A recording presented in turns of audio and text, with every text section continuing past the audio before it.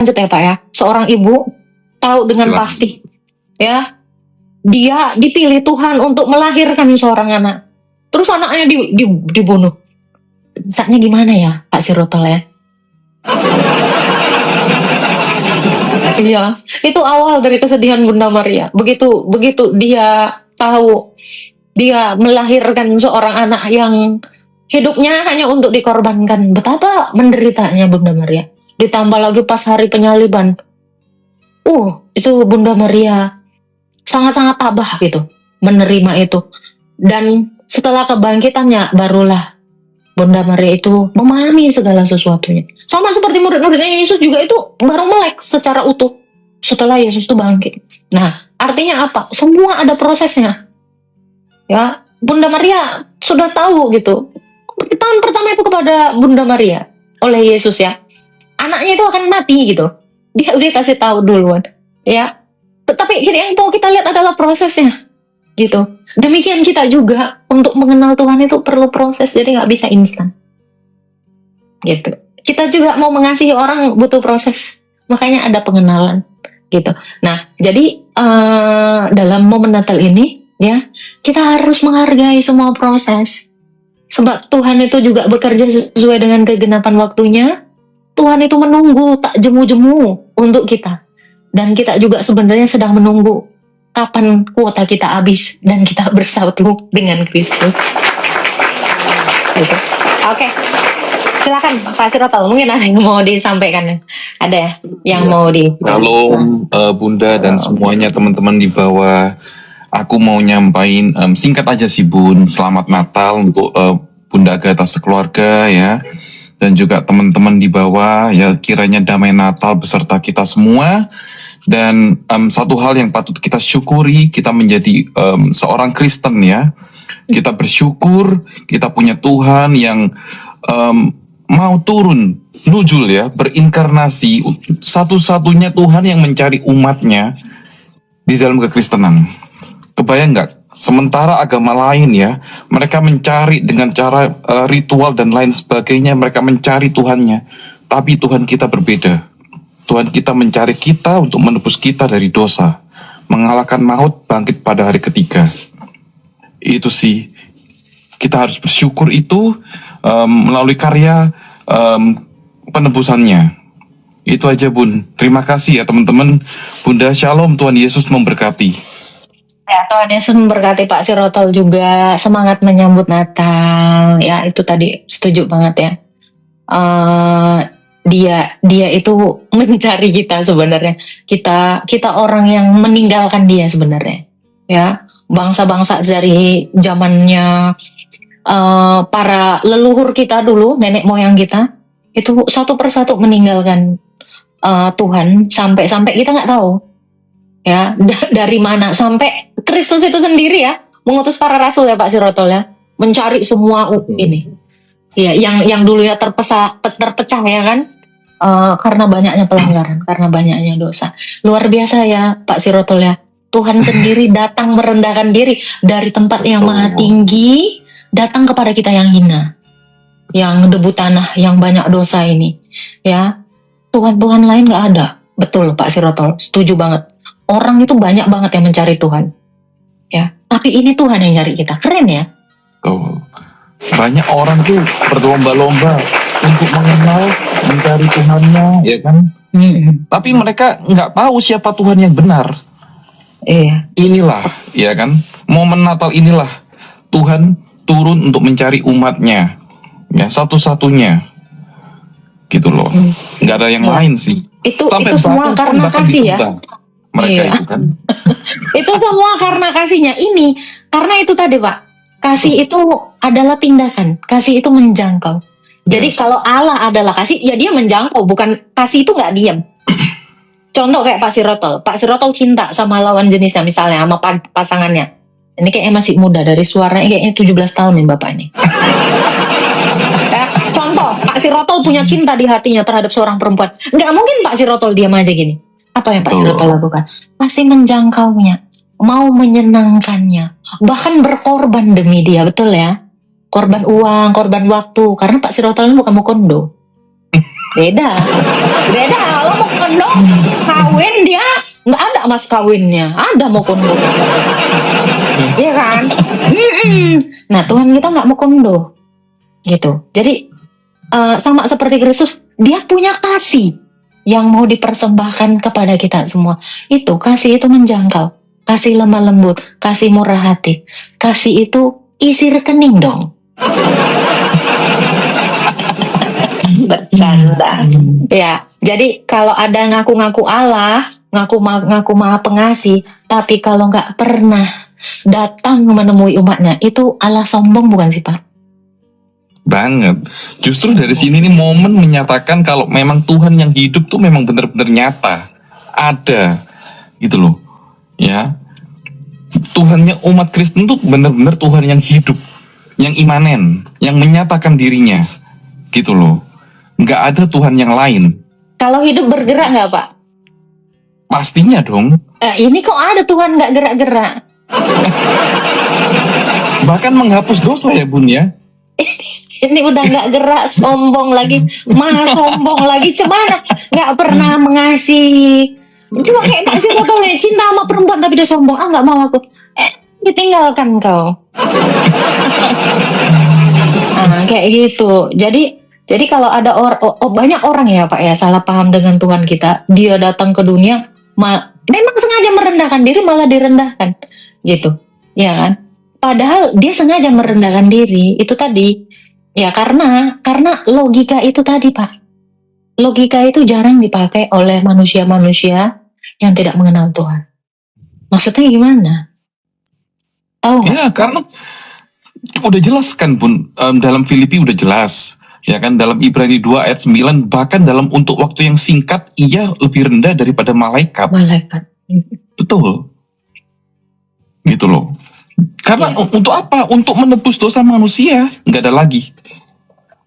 Iya, itu tadi yang saya bilang, mereka ini tidak pakai logika, gitu loh. Sudah jelas-jelas Tuhan itu nyata di hadapan manusia, ya kan? Sudah jelas-jelas kuasanya. Itu jelas banget dong. Di 2000 tahun yang lalu di antara bangsa Israel, kurang takjub seperti apa lagi?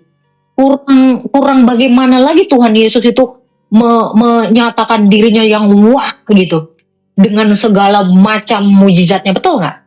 Dari mulai mengubah air jadi anggur, meredakan badai. Ini the last airbender nih ya Tuhan Yesus ya.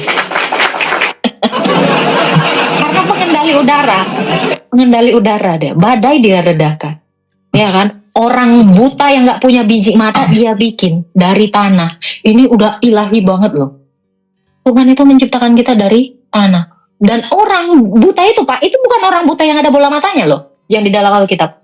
Nggak punya biji mata, makanya dia ambil tanah, diludahinya, dibikinnya mata. Itu kan pencipta. Bukan malah asam ya mukanya ya. Iya. Ada orang buta, kita asam mukanya. Ini memang manusia tengi ya. Manusia Mokondo sombong, padahal dia dari tanah, tapi bisa-bisanya ya. Sama seperti yang ditulis Yesus ketika ada perempuan pezina yang diinin. Bapak tahu nggak apa yang ditulis Yesus di tanah? Pernah tahu, lupa aku Bun. Gimana Bun? Ya, tanah menghakimi tanah. Ya. Nah, waktu Lazarus itu juga kan, Lazarus juga pernah bilang itu, kendi mencuri kendi. Kan Lazarus melihat orang yang mencuri kendi. Padahal kendi itu dari tanah, ya. Tapi manusia itu mencuri kendi, tanah mencuri tanah. Nah, sama seperti itu, ya. Tanah asamin tanah. Karena manusia dari tanah. Tetapi apa yang dilakukan Yesus? Yesus mati aja nggak jadi tanah, Pak. Keren ya? Nggak jadi tanah dia kan?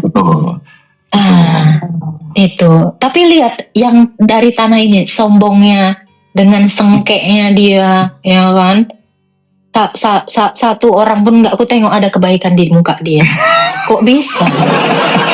Nah ini yang saya bilang tadi, banyak orang yang tidak pakai logika itu loh. Lo udah jelas-jelas yang baik itu Yesus, yang bermujizat itu Yesus.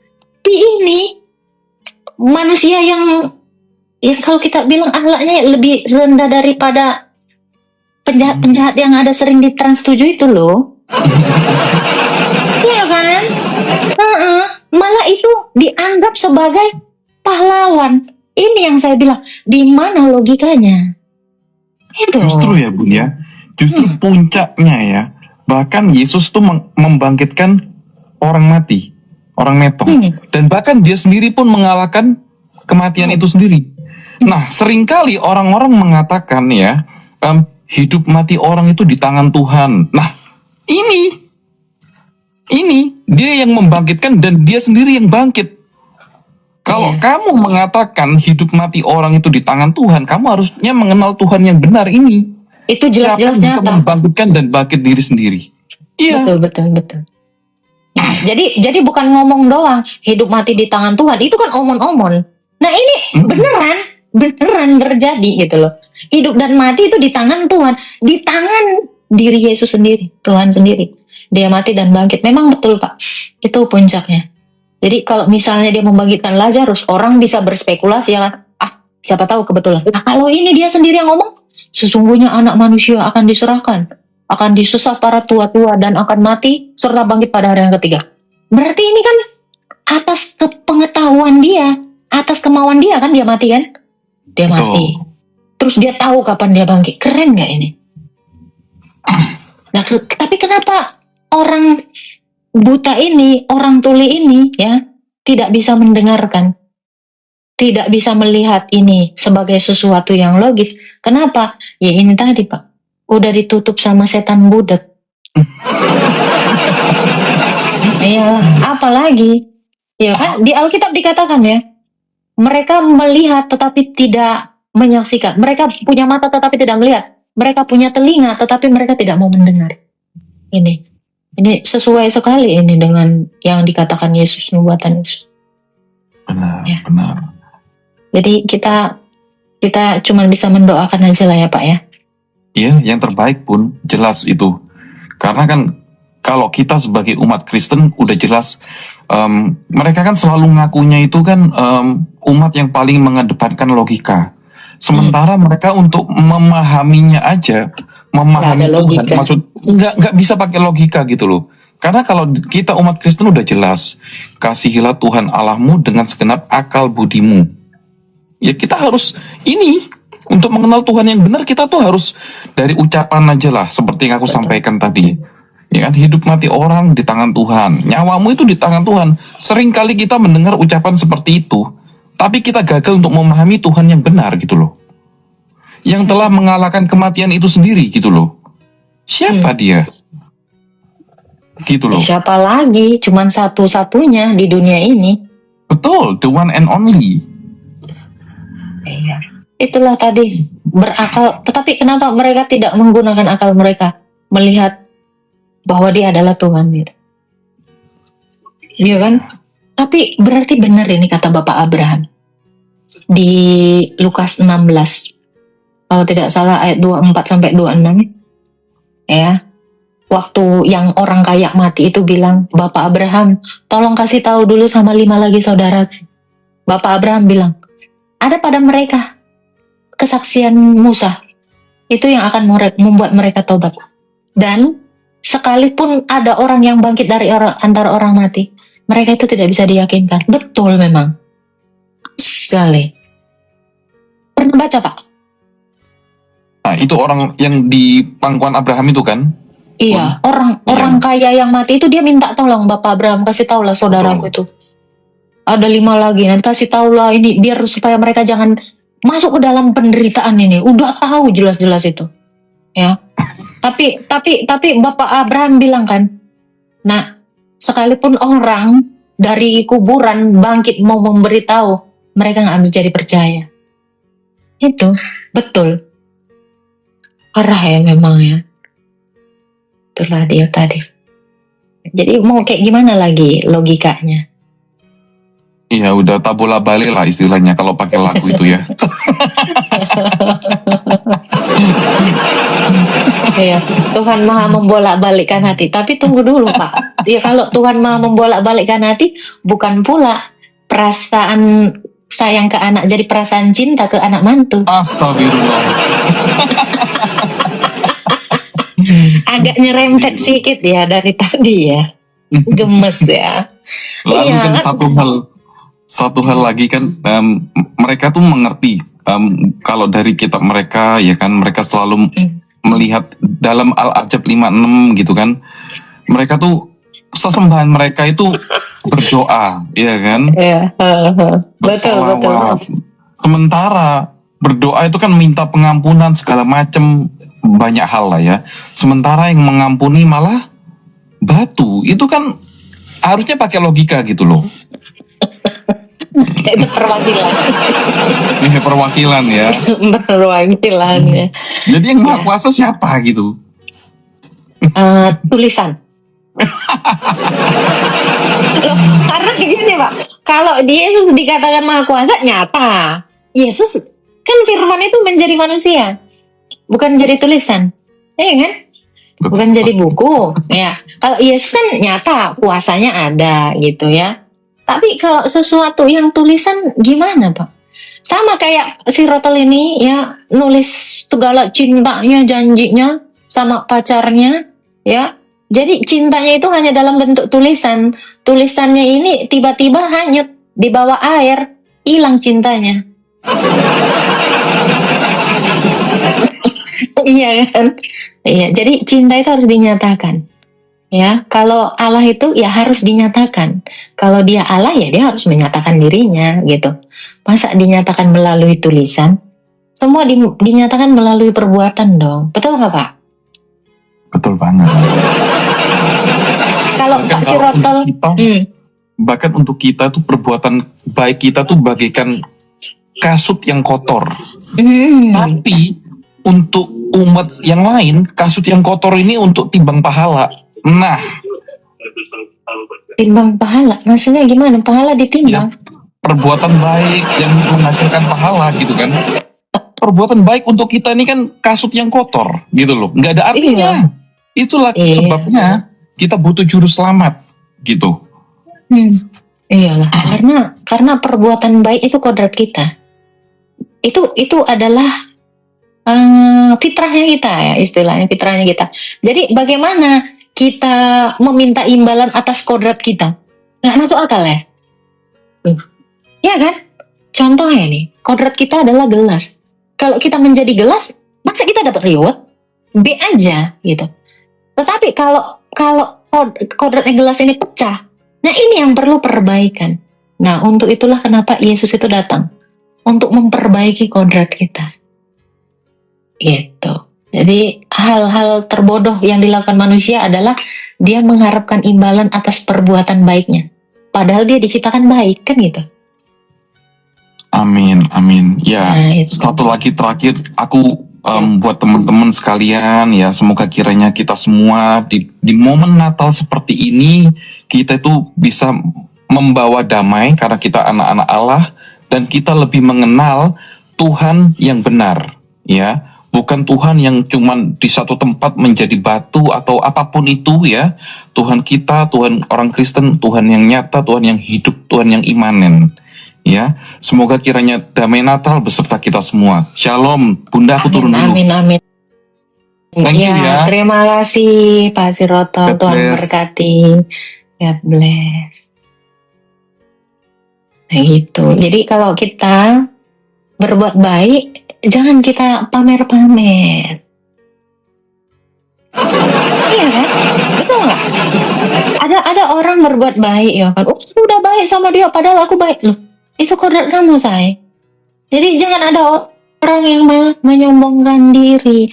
Makanya Tuhan sendiri itu tidak pernah menyombongkan dirinya, walau dia baik kan, dikatakan gini kan. Siapakah yang kamu bilang baik? Ya kan, siapakah yang kamu bilang baik? Sebab hanya Allah yang baik gitu. Yesus sudah mengaku dirinya Allah. Waktu dia dipuji-puji bahwa dia baik. Guru, engkau baik, katanya. Atau murid-muridnya. Hanya Allah yang baik. Dia mau memberitahu bahwa Allah itu baik seadanya, sebagaimana dia adanya.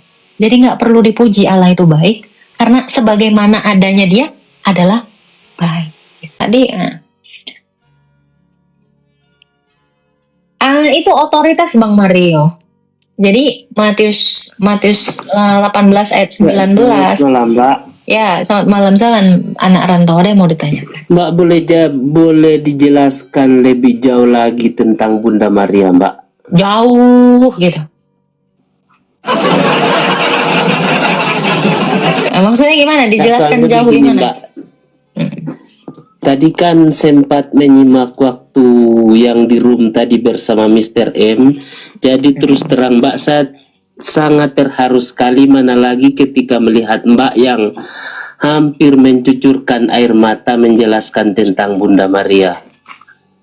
Iya, karena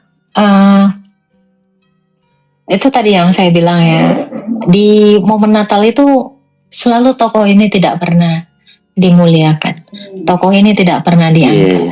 Padahal tokoh inilah sebenarnya yang menjadi manusia pertama yang mendengar kabar sukacita ya tentang Sang Kristus yang inkarnasi melalui rahimnya. Gitu. Jadi kalau mau tahu tentang Maria, sebenarnya Bapak bisa baca di sini. Ini adalah kisah hidupnya para rasul, Sinaksarion ini, kisah jana suci dan perayaan gereja. Di sini. Ya.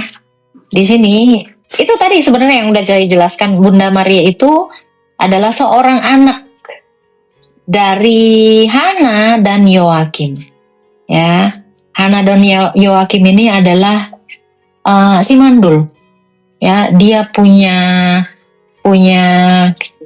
anak Bunda Maria itu di hari tuanya. Nah, ini sebenarnya kita bisa lihat dari sini. Ini Sinaksarion ya. Ini bagus sekali. Nah, ini dia Pak. Nih, jadi ada tradisi suci gereja namanya Sinaksarion. Ini adalah kisah jana suci dan perayaan gereja. Ini yang bulan September. Jadi sepanjang tahun itu ada. Nah, tentang Sang Theotokos nih. Gelarnya adalah Sang Theotokos. Dikatakan Sang Theotokos Maria dilahirkan dari kedua orang tua yang sudah lanjut umurnya, Yoakim dan Hana. Yoakim ayahnya berasal dari garis keturunan Daud, sementara Hana ibunya berasal dari keturunan Harun, dari ayahnya Maria yang disebut anak Daud, keturunan Yehuda. Dan dari ibunya Maria adalah keturunan Lewi.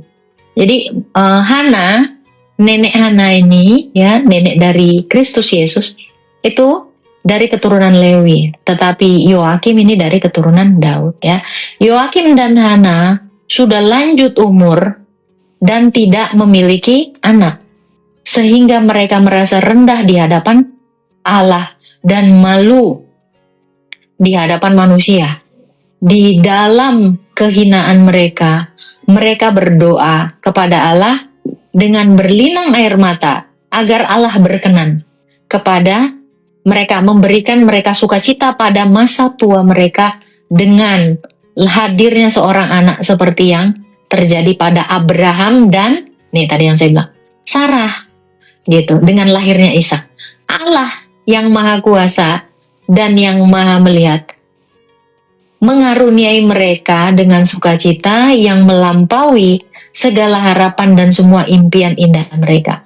Ya, Dia telah mengaruniakan kepadanya bukan hanya seorang anak perempuan, tetapi seorang perempuan yang memberikan kelahiran di dalam dagingnya anak Allah yang menjelma. Dia telah menyukakan hati mereka bukan dengan sukacita dunia, tetapi dengan sukacita kekal. Ini dia. Allah mengaruniakan kepada mereka ini ya. Dan satu cucu laki-laki, tetapi anak perempuan dan cucu mereka ini sungguh diberkati, terberkati. Sang Maria Theotokos sungguh penuh rahmat, terberkati di antara segala perempuan. Jadi kisahnya ini, nih, kisahnya Bunda Maria itu ada di sini, Pak. Jadi Bunda Maria itu bahkan ada lagi, Pak, kisah lainnya bahwa dia itu hidup bersama-sama dengan Rasul Yohanes. Bunda Maria ini setelah Yesus mati, bangkit dan terangkat, ya, Bunda Maria ini tinggal bersama dengan Rasul Yohanes. Ikut sama Rasul Yohanes. Dan Bunda Maria ini dari kecilnya Pak, dia ini diserahkan di bait Allah. Karena begitu orang tuanya ini melahirkannya, tidak lama Nenek Hana dan Yoakim ini meninggal. Sehingga Bunda Maria ini ditaruh di bait Allah. Dia tinggal di bait Allah. Anak yatim piatu. Ya, setelah yatim piatu dipakai Tuhan dan dia melahirkan Kristus. Setelah sang Kristus anaknya mati bangkit, dia juga sendirian. Makanya Allah mengaruniakan dia sukacita yang besar setelah Yesus sang Kristus itu hadir terus meninggalkan dia ke sorga.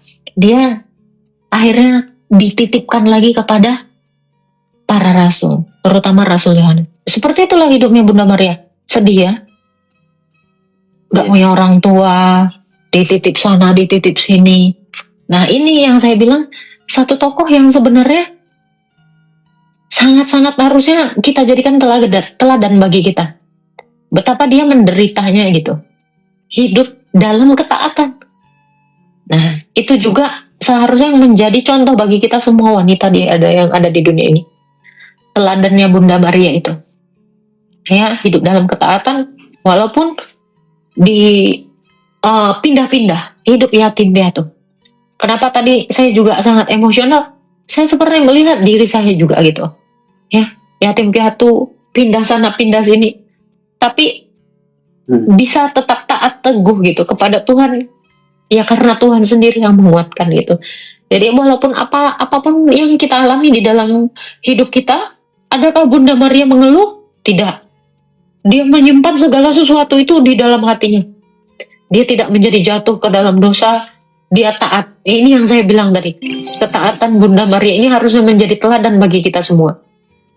Ya, sebagai gereja. Makanya Bunda Maria ini disebut juga pelindung gereja. Melalui doa-doa dia, melalui kekuatan doanya. Saya katakan Bunda Maria ini bukan orang lemah, dia adalah orang yang kuat, manusia terkuat. Setelah Kristus dia ini adalah yang terkuat, kuat sekali dia. Lahir sebagai anak yatim piatu gitu, di usia ujur orang tuanya, dia tinggal di bait Allah. Setelah tinggal di bait Allah, dibuang undi kepada Yusuf, dinikahkan kepadanya supaya dia melahirkan inkarnasi Tuhan Yesus. Nah, ketaatan dan kerendahan hati Bunda Maria inilah sebenarnya yang patut menjadi teladan bagi kita. Jadi teladan Kristus dan teladan Bunda Maria serta para martir, para syuhada, para rasul, inilah yang harusnya menjadi semangat kita semua. Tidak ada kita lihat kesombongan di dalam Kristus. Tidak ada kita lihat di dalam Bunda Maria suatu kesombongan. Dan para rasul itu juga demikian. Itu yang sebenarnya yang menjadi teladan kita. Teladan kita itu banyak sekali. Makanya kita itu harusnya berterima kasih. Kita sebenarnya tahu cara melewati hidup ini. Iya dong, dari mereka kita belajar gitu. Belajar bahwa kan ada kesudahannya penderitaan ini. Jadi jangan sampai kita jatuh ke dalam dosa. Sama seperti Allah taat, Allah yang mengambil rupa manusia itu kan taat. Yesus itu kan taat.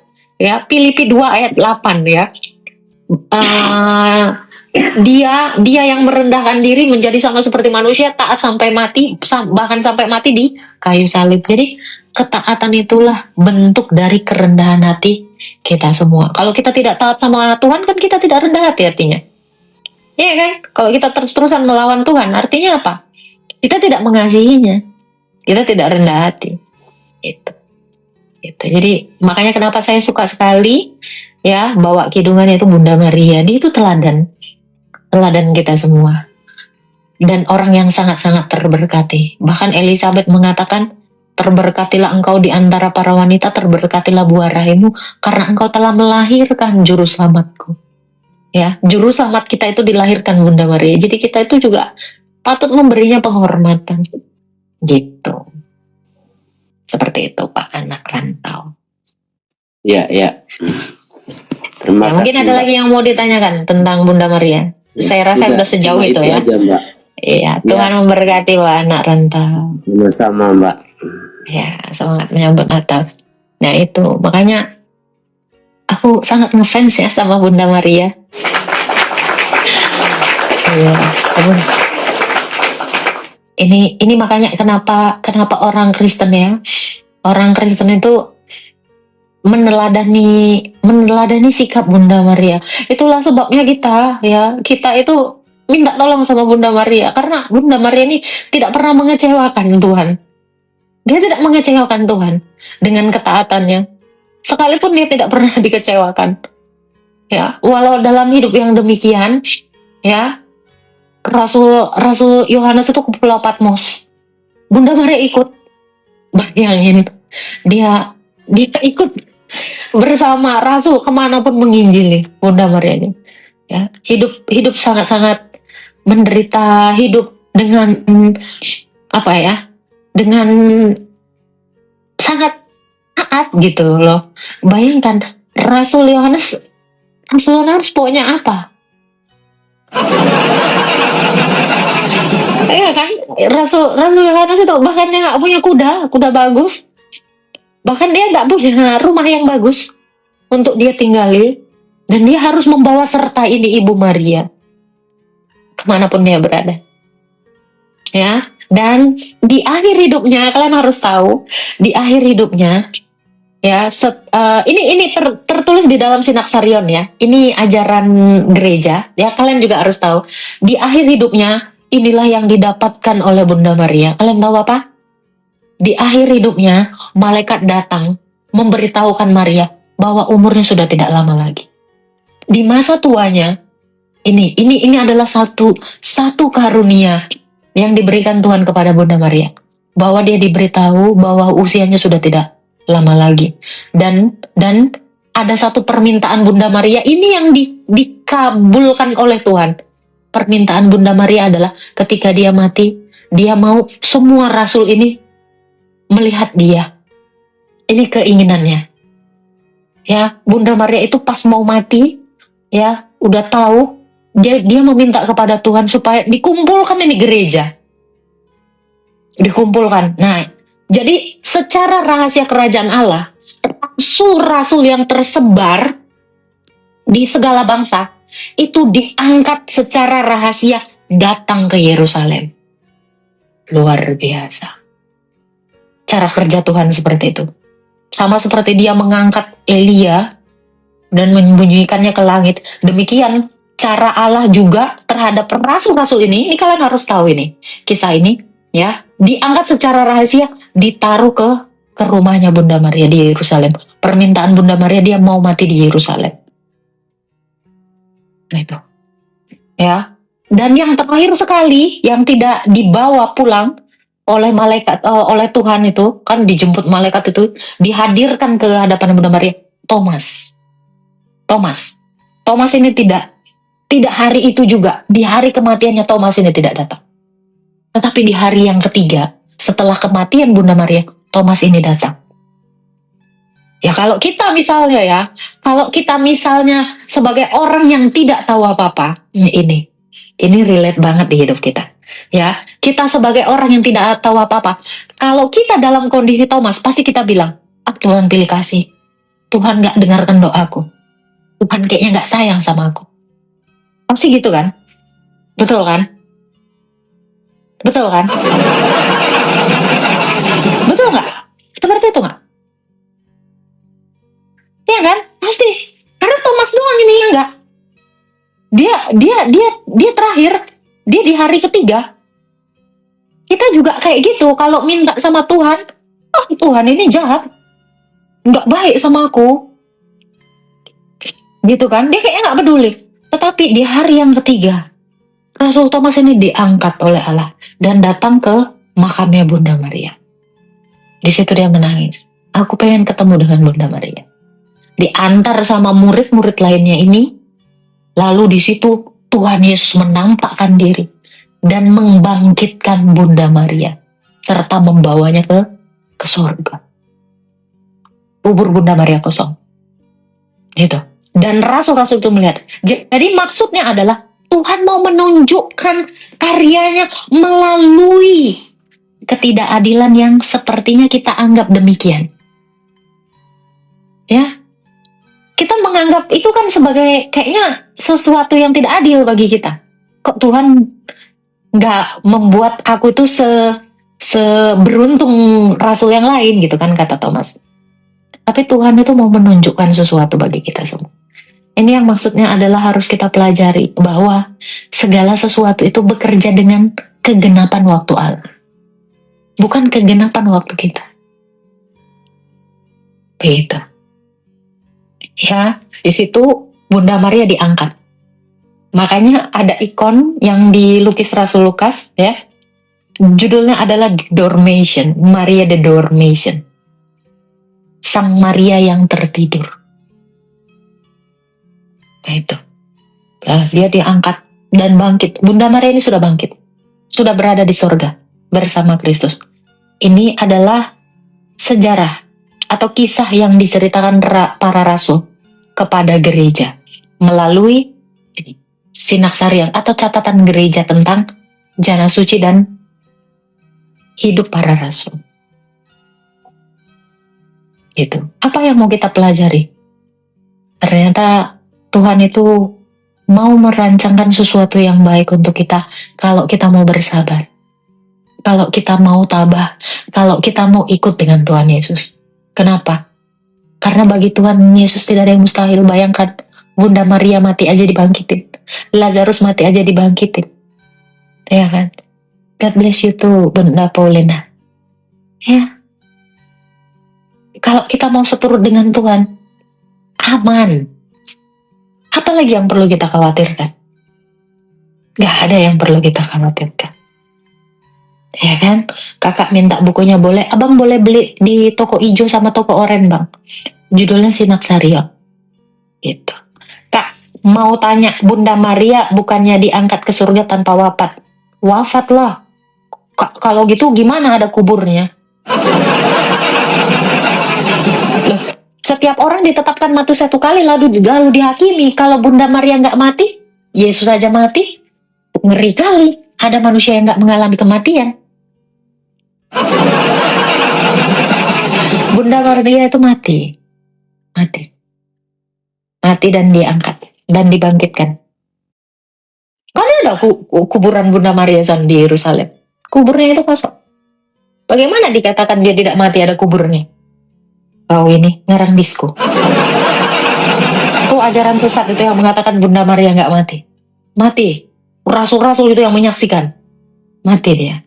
Toko hijau atau toko oren di mana tempatnya? Cari aja Sinaksarion yang menjual Sinaksarion. Itu aku lupa namanya. Bintang terang atau terang bintang itu di toko oren. Itu. Ya, nanti. Atau kalian boleh lihat di YouTube-nya Episkop Daniel Biantoro, ada nomor Bu Theodora. Nanti kalian hubungi mau beli itu. Sinaksarion. Ini rasul-rasul semuanya ada di sini. Bahkan peringatan Nabi Yunus juga ada, Nabi apa? Ada di sini. Ya. Nih, bulan September ini orang-orang suci, bahkan Musa ya, kalau nggak salah juga ada di sini. Nih, banyak sekali. Ya. Bahkan sejarah gereja juga ada. Itu kalian tuh perlu banyak belajar. Ya. Nih, jejak sejarah ya kekristenan ini di sini. Jadi kalian boleh beli. Nanti kalian ke channel YouTube-nya Episkop Daniel dari Nikopolis. Di situ ada nomor Ibu Theodora. Kalian bisa hubungi. Kalian mau beli apa? Lagi kosong bukunya, itu Kak simpen. Ya, iya. Jadi seperti itu ya. Jadi banyak sebenarnya teladan. Kalau kita misalnya ini tadi ya, sempat disinggung sama Pak Tobias. Ya, kalau di gereja itu ceritanya berkat mulu. Jadi apologet yang secara offline, secara online itu kan, itu udah menjaring jiwa sampai gereja diajarinnya berkat doang. Kasihan ya. Iya kan? Udah capek-capek kita jaring, tiba-tiba cuman digituin doang. Oh, kalau di gereja Bunda nggak bisa itu. Harus digembleng gitu. Harus diajarin katekisasi sampai jos. Itu. Iya, salam Sari, salam semuanya. Ya, iya gitu kan sayang gitu. Daripada kita ngajarin perpuluhan, berkat, tabur sekian dapat sekian. Bagaimana kalau kita ceritakan tentang orang-orang kudus? Orang-orang kudus itu banyak. Ya, mengajarkan tentang Tritunggal, ibadah yang benar. Itu banyak sekali yang mau dibicarakan. Bunda aja nih banyak sekali di kepala Bunda. Lagi nunggu aja kalian mau belajar yang mana gitu. Kalian nggak pernah mau nanya. Itu banyak sekali, banyak hal. Ya kemarin tentang apa tuh? Tadi atau kemarin tentang baptisan, tentang apa lagi? Tentang Ekaristi, tentang Krisma. Banyak sekali. Itu ya. Ini suara Bunda ada? Ada nggak nih? AirPodnya ini kenapa nih? Ya, ini suara ada nggak? Aman nggak? Apa nggak usah pakai ini? Aman, jelas. Oke. Ya ini aman ya, puji Tuhan. Nah, kayak gitu. Jadi banyak sebenarnya teladan-teladan yang harus kita beritakan kepada orang lain. Jadi seperti apa sih hidup kita ini di dalam Kristus? Ya, melayani enggak gitu juga. Banyak sekali tugas kita sebagai orang Kristen. Tetapi yang pertama sekali, sebelum kita menjadi pelaku firman, kita juga harus belajar dulu. Jadi kita harus tahu dulu teorinya, baru bisa prakteknya. Bener ya? Kayak gitu kan? Kalau di sekolah juga kan gitu. Ajarin dulu teorinya. Harus bener dulu nih, pakem dulu teorinya. Baru diajarin cara prakteknya. Gitu. Ya, kita di sini tidak boleh saling menyalah-nyalahkan. Tetapi siapa yang bisa menjelaskan, siapa yang bisa mengajarlah. Itu kan bentuk dari kerendahan hati adalah bagi orang pintar, dia harus mengajar. Bentuk kerendahan hati bagi orang bodoh adalah dia mau diajar. Bukan mendebat. Bukan mau nyalahin ini, nyalahin itu. Itu nggak ada gunanya. Tetapi lebih baik kita ini sama-sama mau belajar. Gitu ya. Setelah kita belajar, nanti kita bisa pilah-pilah. Mana yang sebenarnya harusnya kita jadikan teladan bagi kita. Karena itu tadi. Ya. Karena ketika kita mati nanti, uang kita tidak bisa menolong kita. Ketika kita mati nanti, mobil kita nggak bisa nolong kita. Rumah kita nggak bisa nolong kita. Yang bisa menolong kita itu adalah apa? Tuhan Yesus. Jadi kalau kamu baik terhadap Tuhan Yesus, ya kan? Maka Tuhan Yesus juga akan membalas yang sama. Itu. Makanya di Alkitab dikatakan apa? Saling berbantu-bantulah kamu. Ya. Terutama yang seiman. Karena ketika waktunya tiba, ini Galatia 6 ayat 9 sampai 10, ya. Karena ketika saatnya tiba, saatnya kita mati nanti, kita akan menuai. Disitulah tuaian itu. Jadi ketika kamu menabur di dunia ini, kamu jangan harapkan tuaian di dunia ini. Tuaian kita di sorga, sayang. Ya, makanya Yesus bilang apa? Upahnya di mana? Upahnya di bumi apa di sorga? Ini banyak orang yang nggak tahu. Tuhan Yesus sendiri ngajar. Upahmu besar di sorga. Tiba-tiba kau di dunia udah minta upah. Upahnya apa, Bunda? Ucapan terima kasih.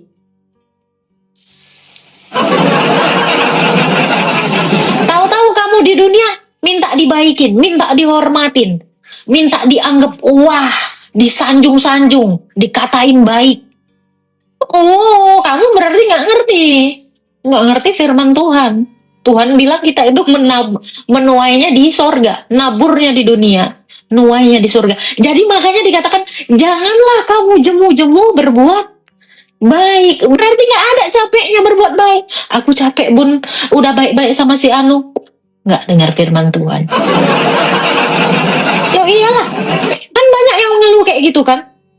Aku males baik sama dia, capek aku baik, nggak dibalasnya baik. Loh, kalau kamu pengen dibalas, apakah upahmu? Kan gitu, ya kan? Itu kan, makanya kita baca Alkitab, tapi kita banyak nggak tahu, iya kan? Betul nggak? Apa udah ganti ayatnya? Iya kan? Nih kan, dikatakan Galatia 6 ya, ayat 9. Janganlah kita jemu-jemu berbuat baik, karena apabila sudah datang waktunya, kita akan menuai. Berarti di mana kita menuai? Ketika kita sudah mati. Tidak ada tuaian di bumi ini ternyata buat perbuatan baik kita. Tidak ada tuaian atas perbuatan baik kita. Kalau menuai jiwa, iya. Tetapi tuaian atas perbuatan baik kita, atas bantuan yang kita berikan kepada orang, itu ternyata tidak dituai di dunia. Terus banyak di antara kita yang pengen menuainya di dunia. Siap kamu. Karena kalau kamu menuai di dunia, kamu nggak lagi menuai di surga. Loh, bagaimana kamu bisa diterima di kemah abadi? Kamu diterima di kemah abadi karena kamu tidak jemu-jemu berbuat baik, kan gitu.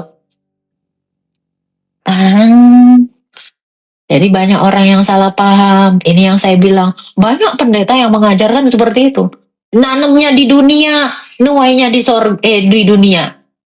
Nggak ada. Jadi ketika kamu berbuat baik kepada orang lain berbuat baik kepada kamu, sebenarnya itu bukan tuaian. Itu mah B aja. Itu bukan tuaian. Tuaian kamu sesungguhnya ketika kita mati. Tuaian kita semua itu adalah ketika kita mati.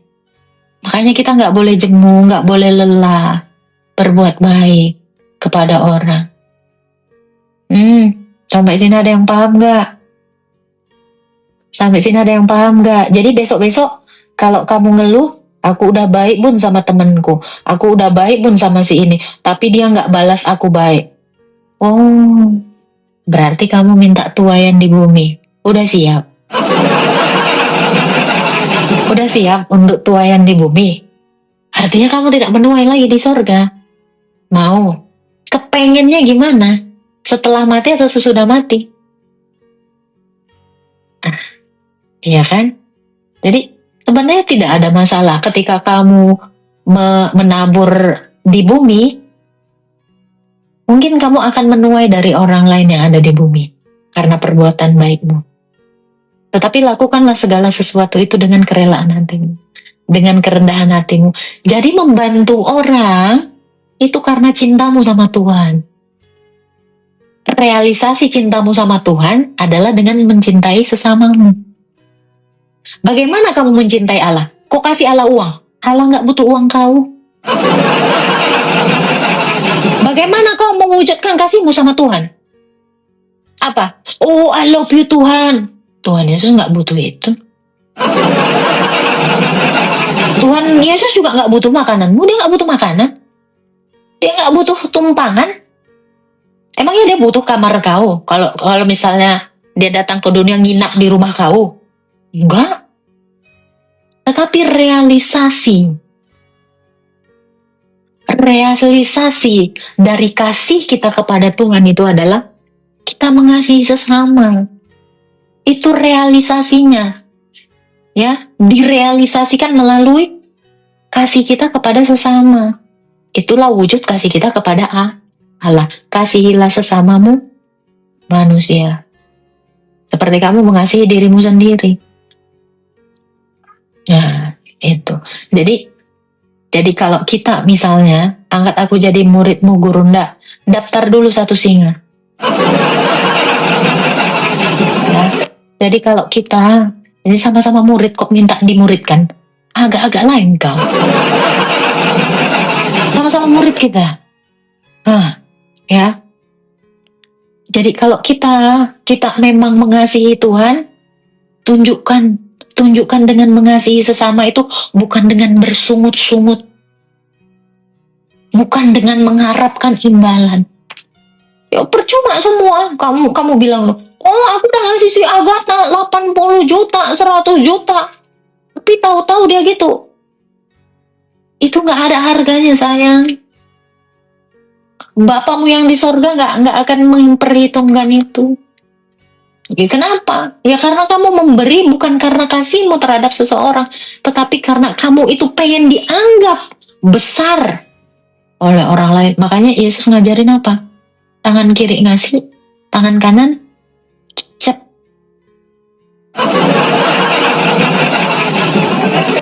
Iya, gitu loh.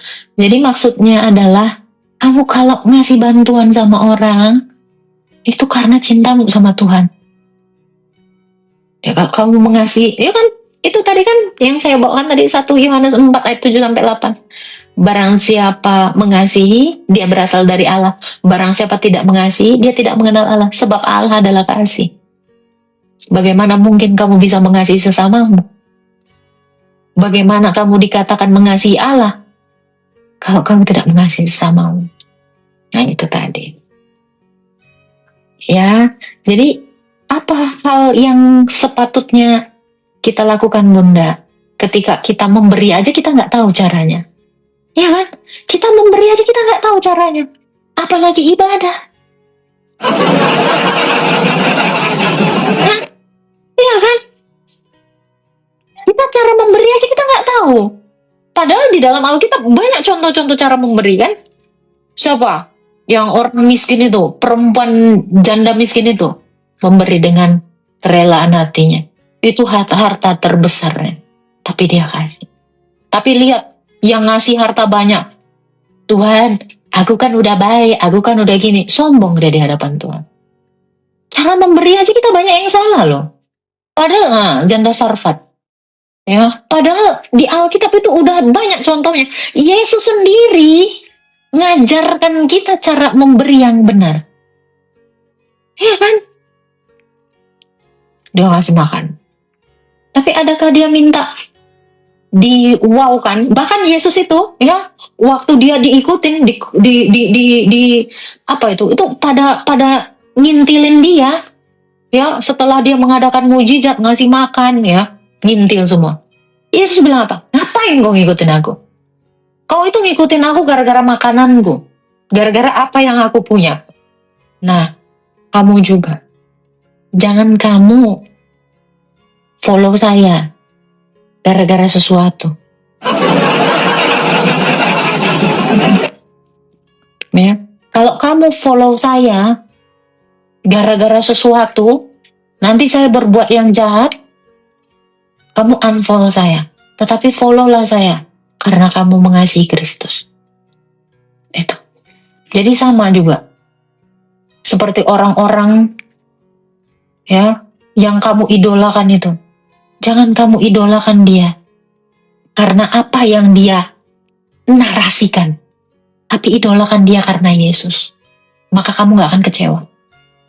Pandang Kristus itu di dalam diri seseorang. Itu yang saya selalu bilang. Kamu gak usah pandang sikap saya. Kamu jangan pandang kecantikan saya, kecerdasan saya. Itu cuman keset. Tadi kata Pak itu. Tapi pandanglah Yesus. Kalau gitu cara pandangmu terhadap semua orang, mungkin gak kamu benci?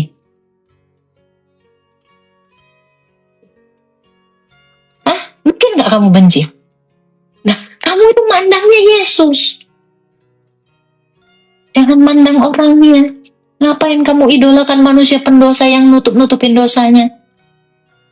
Ada gunanya.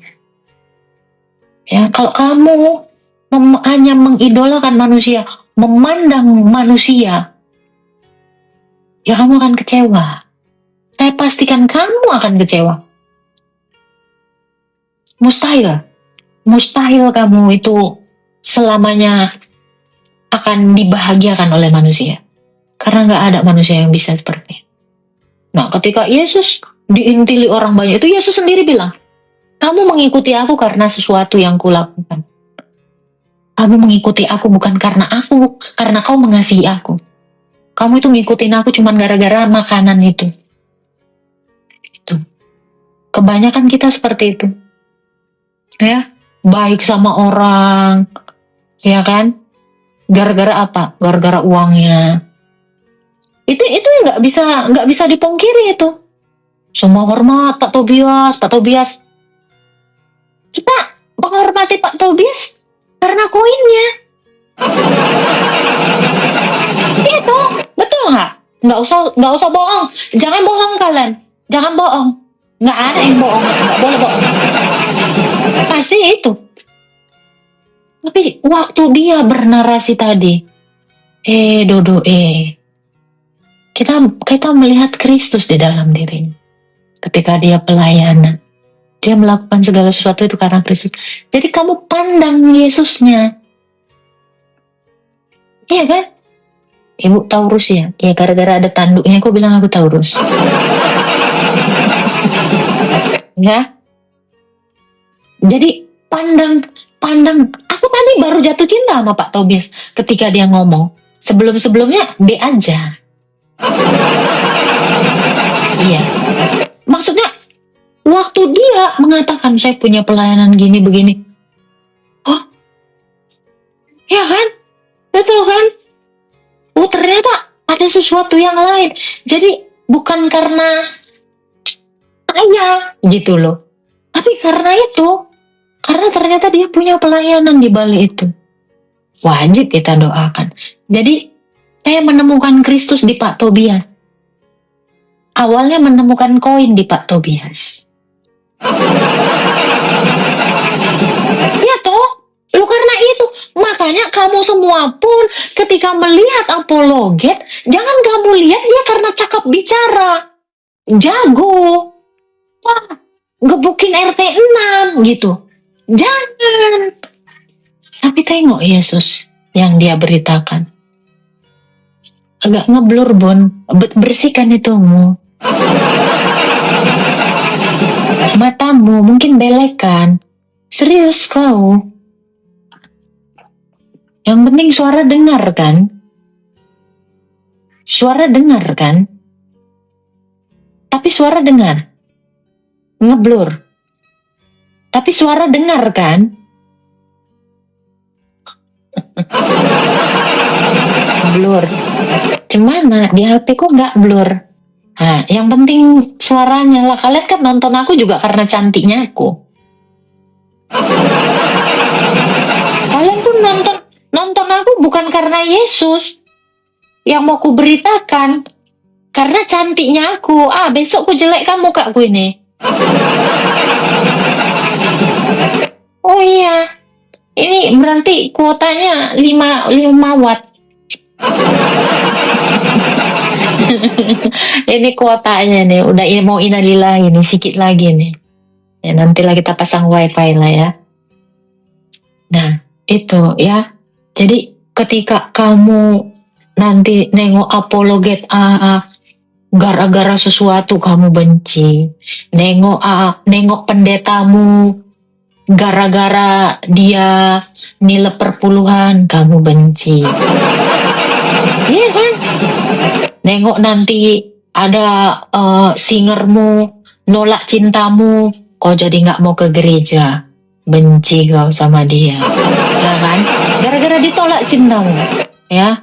Gara-gara ada satu mamak-mamak yang kaya kali sampai kau nggak diperhatikan, kau jadi benci. Jangan karena itu. Kita semua nggak boleh membenci itu. Ada sedikit selek kau, ya kan, gara-gara dipinjemnya barangmu, terus lupa dia balikkan, pura-pura goblok dia, nggak balik-balikkan sengaja, kau jadi membencinya. Nggak gitu. Ada yang kayak gitu. Ini terjadi di kota-kota besar, bahkan di Konoha. Iya. Pengalaman pribadi host enggak. Banyak yang curhat kayak gitu sama aku. Pengalaman orang yang saya bagi. Tapi saya dari lubuk hati saya yang paling dalam, kayak kurang etis membenci orang. Rugi. Iya kan? adalah hal yang paling rugi benci sama orang. Sakit kepala kau. Aku mah gak kupikirkan yang kayak gitu. Mati kau situ. Bodoh amat. Kalau aku sih gitu. Gak pula kan. Lebih cantik baju dia dari bajuku. Malas lah aku. Benci aku jadinya. Ngapain pula kayak gitu kau? Mati tanam. Jual aku ini. Apa namanya? Batu nisan. Beli lah. Iya. Pergi kok ke lombang-lombang sana. Seperti itu ya. Tinggal belilah batu nisanku. Dan seperti itu. Jadi jangan karena hal kecil kamu membenci orang. Yang aku tengok ya dari mata batinku ya. Ya. Yang aku lihat kan orang-orang itu rata-rata seperti itu. Padahal gue gak ngapa-ngapain, tapi gue dibenci. What happened ayah naon? Apakah karena aku terlalu cantik? Kok sampai gak nerima kecantikan aku? Maunya yang jelek-jelek aja, biar gak bersaing. Iya kan? Yang minta air yang mana lagi? Kayak gitu. Ya kan? Apa? Dia lebih pintar, lebih superior. Males aku nengok dia. Kamu sudah menumbuhkan bibit permusuhan. Ya. Ragi yang busuk itu udah masuk di dalam dirimu. Sehingga seluruh adonan itu jadinya bantet. Kata 1 Korintus 5. 1 Korintus 5. Ayat 1 sampai berapa itu? Sampai selesai itu. Iya, karena sedikit ragi itu menghamiri seluruh adonan. Berarti sedikit ragi yang jelek itu merusak seluruh adonan. Merusak pikiranmu, merusak hatimu, merusak matamu, merusak pendengaranmu, rusak seluruh badanmu. Itu kan? Karena ada dosa. Ragi yang buruk itu adalah dosa. Ragi yang baik itu adalah Roh Kudus. Nah itu. Iya. Jadi gara-gara ragi itu, gara-gara dosa itu dalam hatimu, rusak kepala kau, rusak mata kau, rusak telinga kau, mulut kau pun rusak. Apa kau bilang? Jadi hancur juga tangan kau, melakukan kejahatan. Kau jalan kepada jalan-jalan kefasikan. Itu. Nah karena itu, rusak susu sebelanga gara-gara nila setitik. Nah, itu. Makanya begitu ada benci di hati kau, buang sayang. Itu katanya, buanglah ragi yang lama.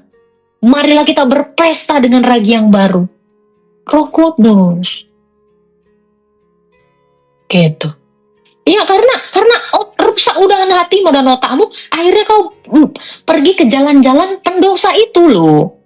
Kau bergabung dengan komunitas-komunitas pencemooh, penyinyir, pemfitnah.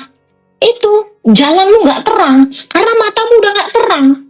Gak bisa lagi dibawa kau ke jalan yang benar. Makanya dibuang. Itu maksud dari 1 Korintus 5 tadi. Ya, ragi yang busuk itu, buruk itu gak bisa mengembangkan kamu. Ada kehidupan di roti. Makanya kenapa Tuhan itu disimbolkan ragi. Allah itu disimbolkan ragi. Kenapa? Dia menghidupkan. Ini kan tadinya mati. Mati kan? Itu mati kan? Karena ada ragi itu, kembang, hidup, mengembang.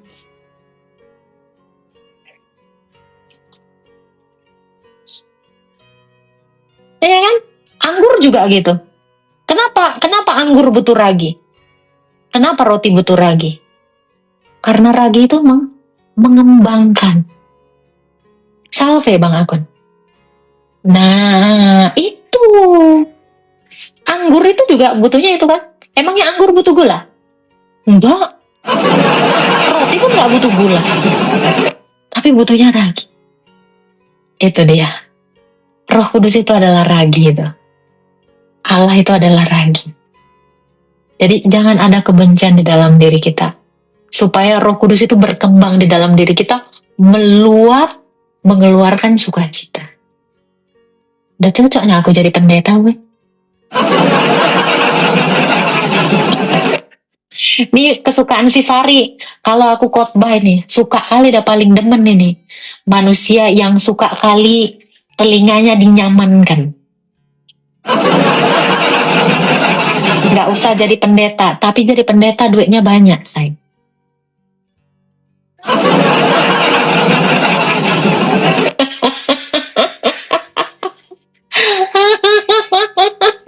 Betul kan? Saya kalau mau, saya jadi pendeta. Oh, favorit saya. Oh, bisa terkenal aku nanti. Di mana-mana aku diundang nih. Tapi bukan itu. Bukan itu yang saya mau. Fasilitas lengkap. Ya, mobil lengkap. Apartemen siap, ready. Oh, udah banyak sponsornya. Tapi bukan itu. Itu bukan jalan saya. Tuhan bilang tidak. Makanya berkali-kali Tuhan itu menjegal saya. Kalau enggak aku udah terkenal pun.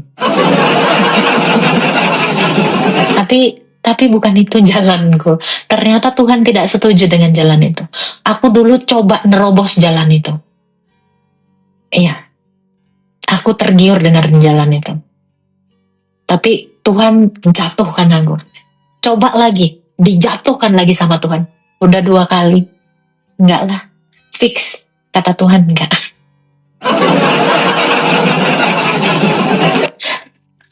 Kasus. Iya kan? Udah 2 kali kasus kan? Coba 3 kali pun enggak. Dihajar itu sekali 2 kali aja. 3 kali nih ngeyel namanya. Nanti Tuhan gempur lebih parah lagi. Iya. Kayak gitu. Jadi gitu, cara Tuhan tuh gitu, say. Ya. Jadi kalau kamu dekat sama Tuhan, kamu tuh tahu.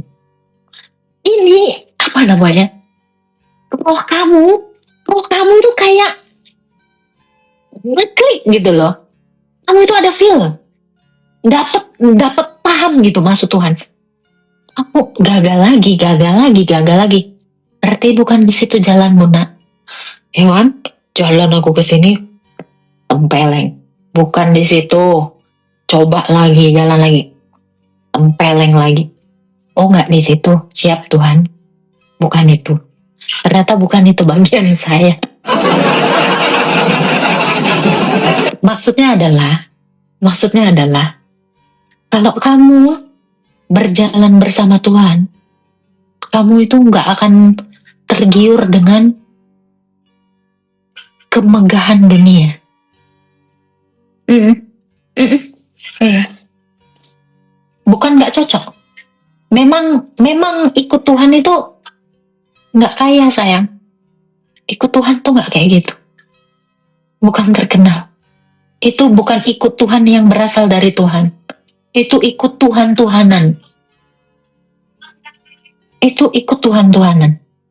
Saya katakan, Tuhanmu itu adalah uang. Orang yang melayani karena uang, Tuhannya uang. Hati-hati. Kamu sedang melayani uang, bukan melayani Tuhan. Begitu nggak ada uang, kamu malas melayani. Ya, jangan salah.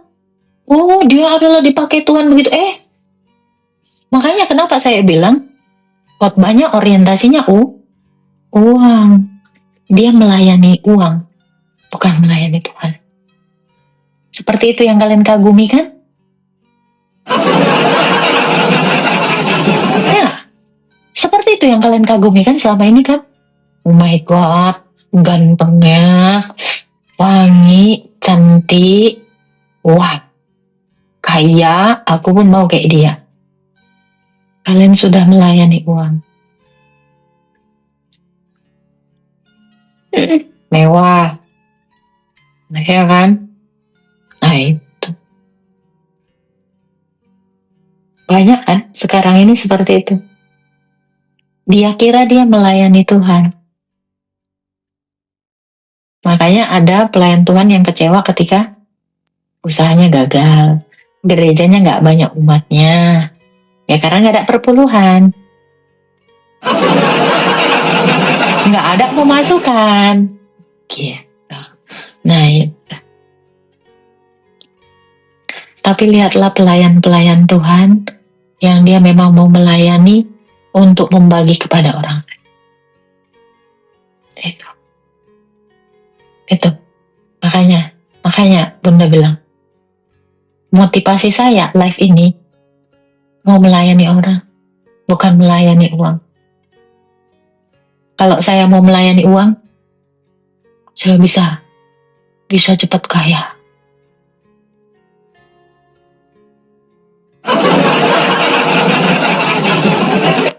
Iya, itu dia. Ya, saya cuma mau melihat jiwa-jiwa yang di sini. Itu satu. Yang kedua, saya tetap di sini karena koin kalian itu membantu gereja saya.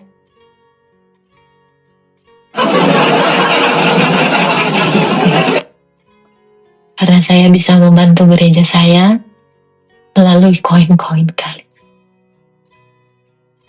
Itu. Harus saya katakan jujur. Karena banyak gereja saya yang membutuhkan itu semua. Tapi saya tidak mau mengemis. Harga diri saya tinggi. Maaf ya.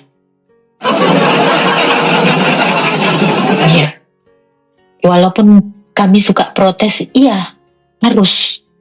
Iya. Itu. Karena itu semua. Karena saya mau membantu romo saya yang naik motor di engkol. Karena saya mau memberi kepada gereja saya yang masih bayar bulanan. Karena itu. Karena saya masih mau memberi kepada romo saya yang dia cuci piring untuk tetap bisa bertahan.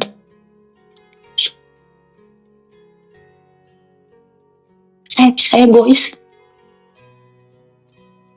Saya gak bisa lihat yang kayak gitu. Itu. Makanya saya bilang, kalian mau kayak gimana pun ke saya, yang mau saya pandang itu adalah orang lain. Iya.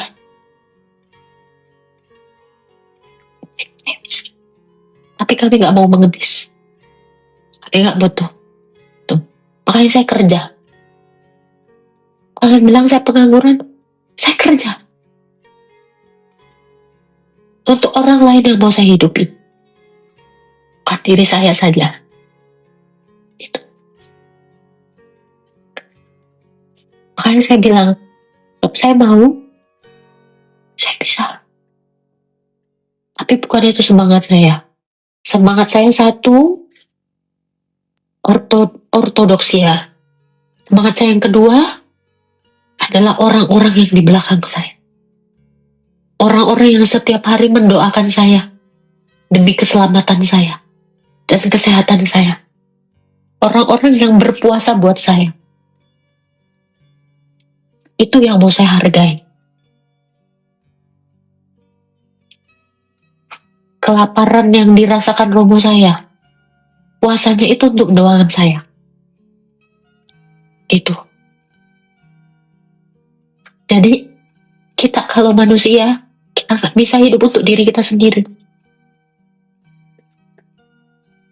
Gak bisa. Gak bisa. Saya bisa hidup sendiri. Tapi saya gak bisa hidup dengan orang-orang yang sudah saya kenal. Dan saya hidup untuk orang-orang yang belum saya kenal. Itu. Ya. Jadi kalian pun harus punya semangat seperti itu. Rasul itu hidup untuk orang yang belum mereka kenal. Ketika Rasul diutus, apakah mereka sudah mengenal orang-orang yang mau mereka datangi? Belum. Mereka datang untuk orang-orang yang belum mereka kenal. Mereka berjuang hidup untuk orang-orang yang belum mereka kenal. Kamu juga pasti bisa. Bukan hidup untuk dirimu sendiri, tapi untuk orang lain. Karena Yesus juga hidup untuk orang lain, bukan untuk dirinya sendiri. Ya, makanya saya bilang, kalau kalian jijik nengok saya, sebel nengok aku memang nyebelin. Aku akui, mau suka cari gara-gara aku. Iya. Supaya kalian pun gak usah terlalu cinta kali sama aku. Ya, kalian harus sebel juga sama aku. Biar kalian itu nengok aku itu karena Yesus. Bukan karena aku comel, rendah hati, manis, cute. Enggak. Iya. Tapi karena Yesus. Itu maksud saya. Ya. Ya, kalau kalian bilang saya nggak asik, nggak apa-apa, memang sengaja. Emang disetel.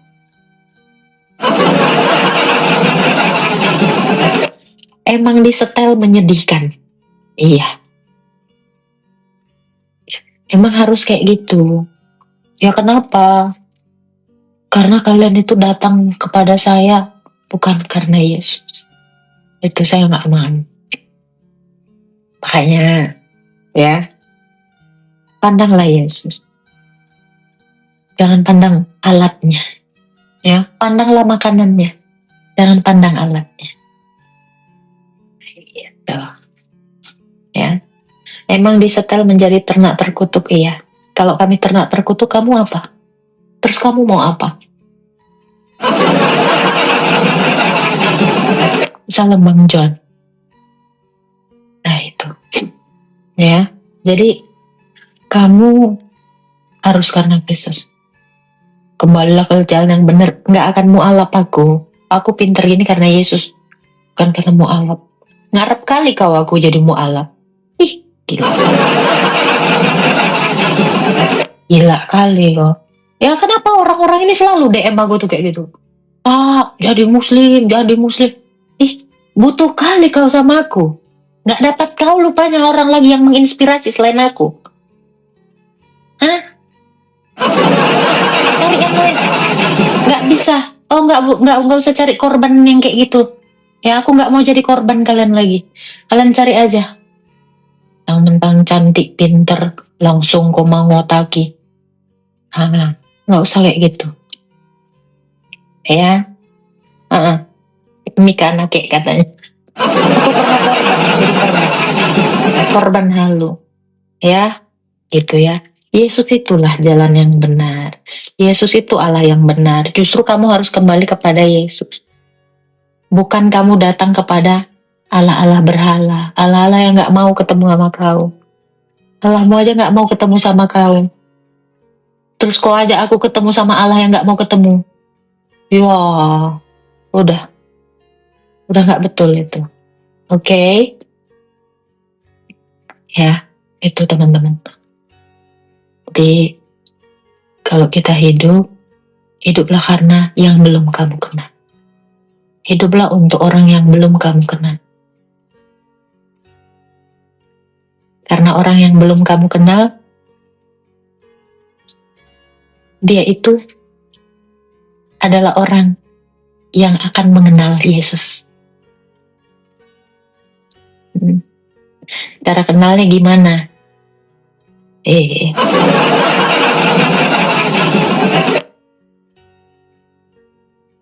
Cara kenalnya itu tunjukkanlah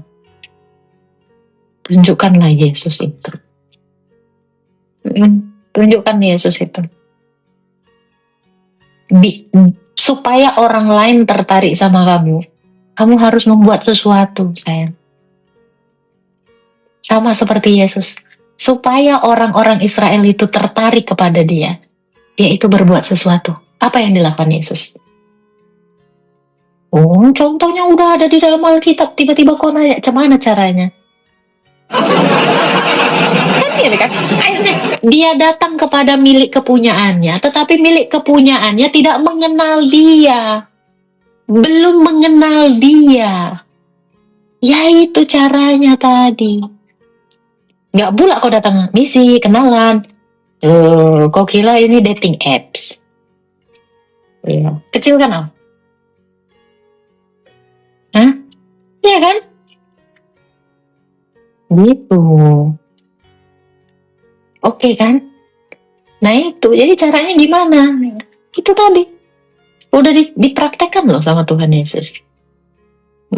Masa nggak tahu?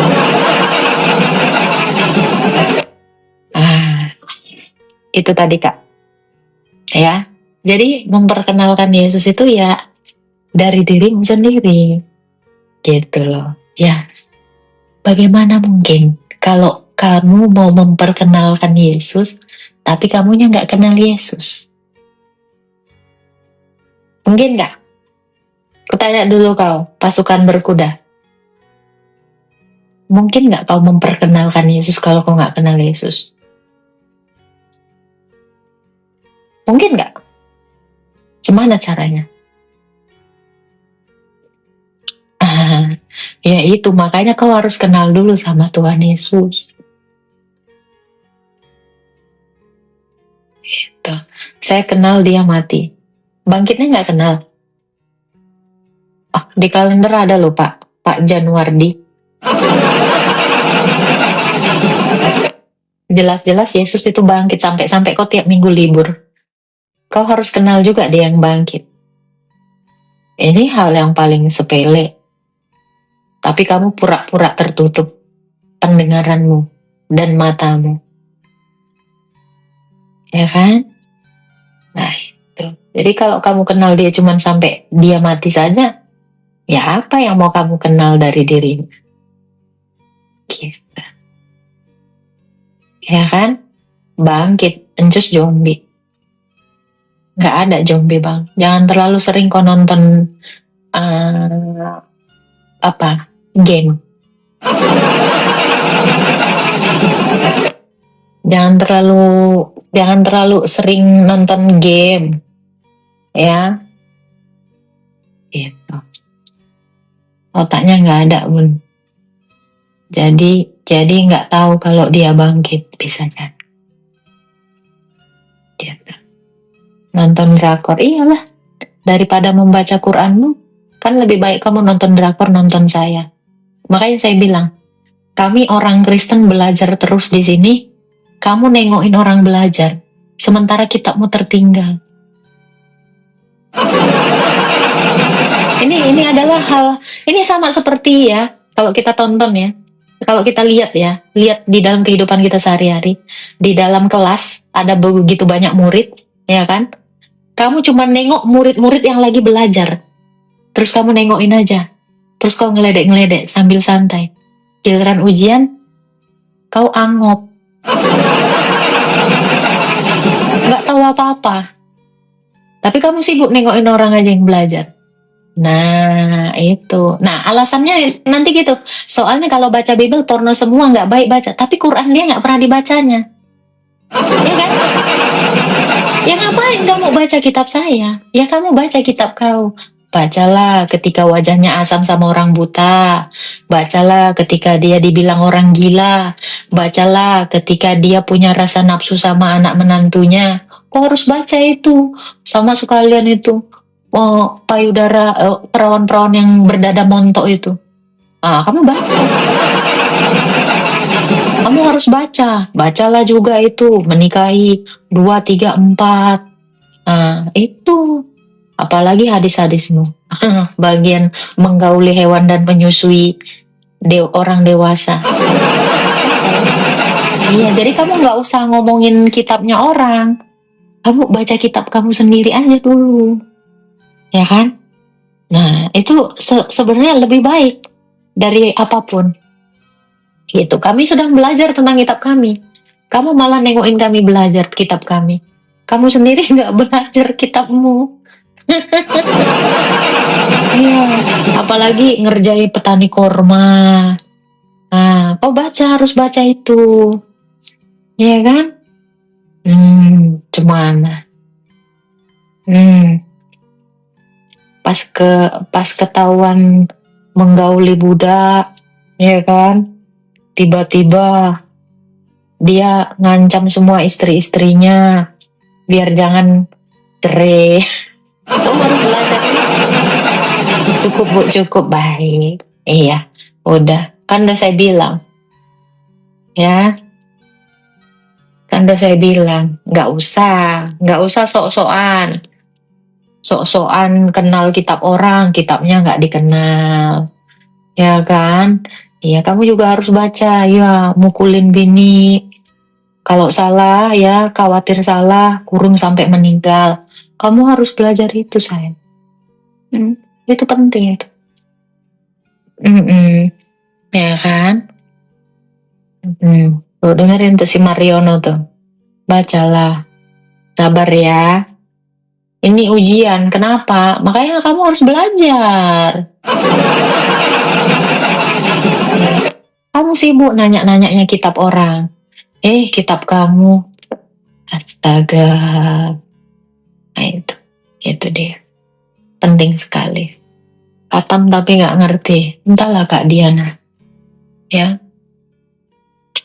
Jangankan khatam juga enggak. Gitu ya. Jadi gitu Starwing. Belajar aja kamu kitab kamu. Itu lebih penting. Jadi ketika nanti ada orang yang nanya, kok bisa perasaan kepada anak berubah menjadi perasaan cinta kepada anak mantu? Nah, nanti kok bisa jawab. Gitu ya. Yang maha membolak-balikkan hati.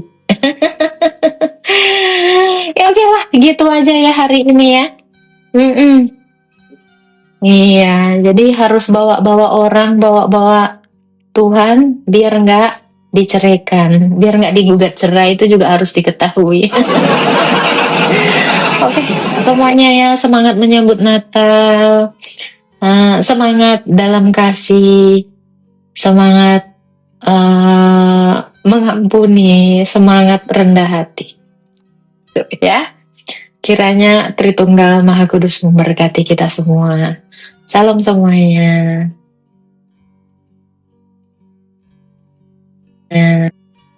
Oke, dengan senang hati. Silakan Fenwar, ada yang mau ditanyakan? Ya, salam Kak Agatha. Salam. Ya. Selamat Natal ya, walaupun belum lagi tanggal 24. Semangat menyambut Natal sebenarnya. Ya, selamat menyambut Natal. Waduh, sangat luar biasa. Jadi saya ikuti di room Mr. M ya. Ya, yang apa tadi di situ, apologet semua ya yang ada di room itu ya, sangat luar biasa ya, dipakai Tuhan untuk ya Di room tadi itu nggak semuanya apologet, ada satu pelawak. Itu saya. Iya, betul. Cuma lain ya, yang Kak Agatha juga. Ya, saya pelawak deh, saya nggak apologet saya. Lanjut Bang. Iya. Jadi luar biasa ya, saya Katolik Kak Agatha, jadi Siap. ya selamatlah untuk menyambut hari kelahiran Tuhan Yesus Kristus ya, yang luar biasa lah ya, sangat begitu megahnya ya. Dia di tempat yang maha tinggi yang tidak bisa digapai oleh manusia ya, tapi dengan kasihnya begitu besar ya, sampai dia turun ke dunia ini seperti kita yang merasakan hal-hal yang tidak ya seharusnya kita tanggung semua ya, oleh karena kejatuhan manusia itu ke dalam dosa ya, lewat yang seperti Kak Agatha tadi sampaikan, Adam ya, yang pertama sekali dosa itu lahir. Nah, jadi di tetangga sebelah juga Kak Agatha, jadi makanya pun sampai sekarang ya mungkinlah Roh Kudus akan selalu bekerja ya, untuk juga mereka mengenal satu-satunya juru selamat ini. Karena kalau secara logika sederhana saja Kak Agatha, jadi masa dari sisi hidupnya saja udah tahunya kita yang mana yang benar sebenarnya. Tapi itulah memang dipakai Tuhan yang mereka Belum semua tahu. Belum semua tahu yang benar. iya, Karena masih ada selaput di mata mereka. itu dia. Jadi bagaimana untuk menghapusnya itu ya mungkin termasuk kesadaran juga kalau saya rasa ya. Ya, makanya kita bilang mereka itu adalah orang yang belum mengenal Tuhan. Iya. Nah, untuk itulah kenapa kita semua harus memperkenalkan Tuhan melalui perilaku. Bukan dengan apologet aja, Pak. Tetapi dengan Betul. perilaku kita memperkenalkan Kristus ya, melalui tingkah laku kita. Karena kita harus menggambarkan Kristus, sebab Kristus menggambarkan kita. Amin. Betul Kak. Ya. Ajar kita bagaimana Semangat. untuk rendah hati ya. Jadi itulah saya pikir tadi Kak Agatha. Jadi masa betul yang Kakak bilang tadi, masa orang ini bisa mengikuti orang-orang seperti begini ya. Ya dari sisi hidupnya saja udah entah kemana-mana ya. Jadi dari seginya kebaikan Tuhan Yesus itu secara logika sederhana saja udah kita mengerti ya. Yang mana yang benar, yang mana yang salah ya. Jadi itulah ya. Sebenarnya relate-nya gini Pak. Relate-nya kayak gini ya. Di hidup kita sehari-hari. Ada orang yang tidak mengenal saya. Tetapi dia mau membenci saya. Apalagi Kristus. Mereka tidak mengenal Yesus, tetapi kenapa mereka harus membenci Tuhan Yesus?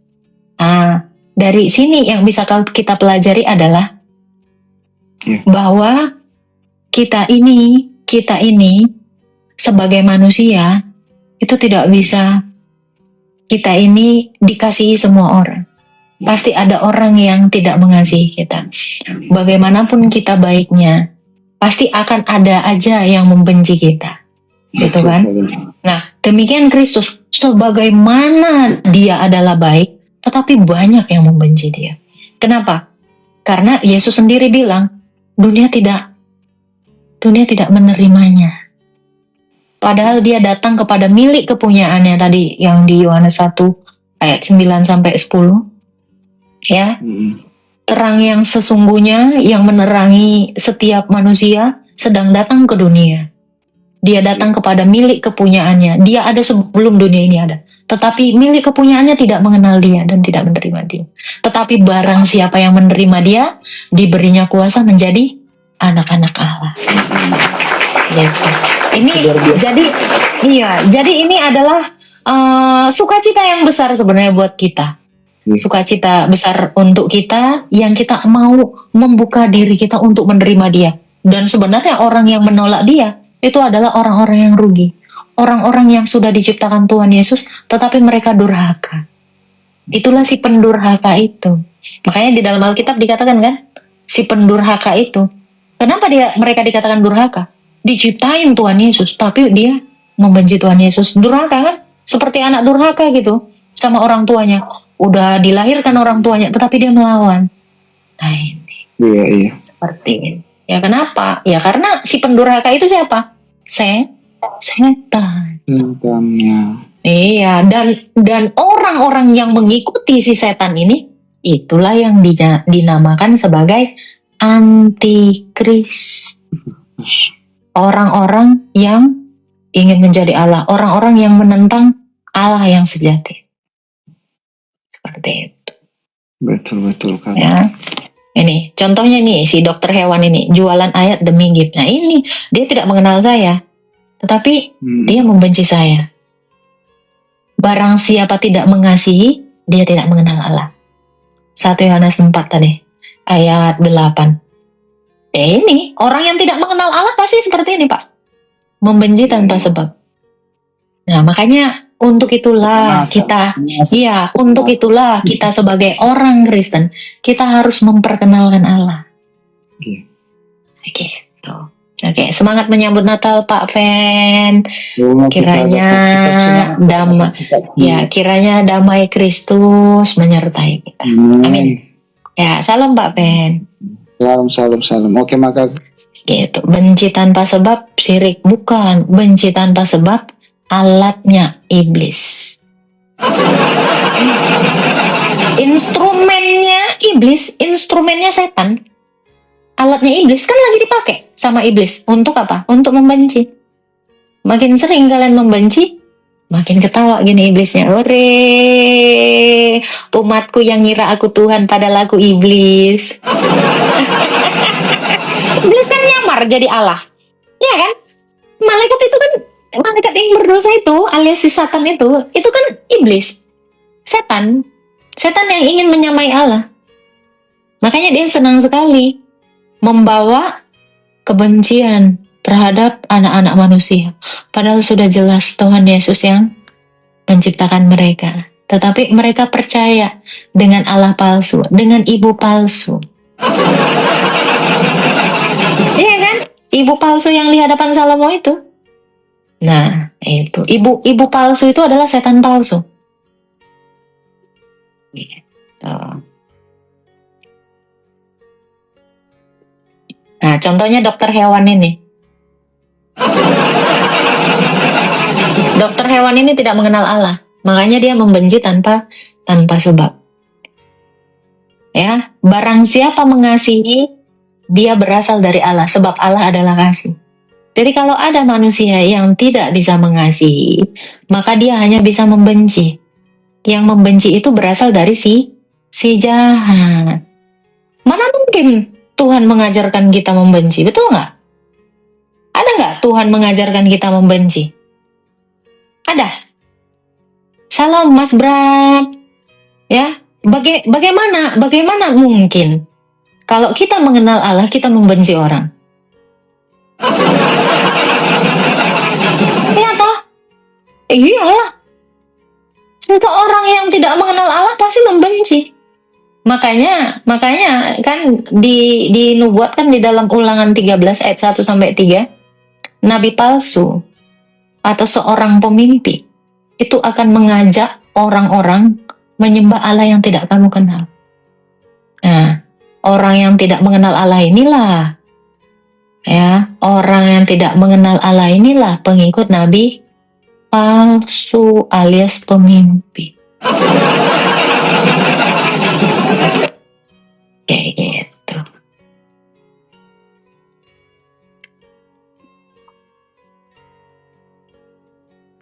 Oke, halo. Halo, Gatul. Malam. Ya, selamat malam. Silakan Pak Gatul, ada yang mau ditanya. Silakan. Malam. Ada yang mau ditanya? Salam. Ada yang mau ditanya Pak Gatul? Halo. Oke. Mungkin ini ya, jaringannya ya.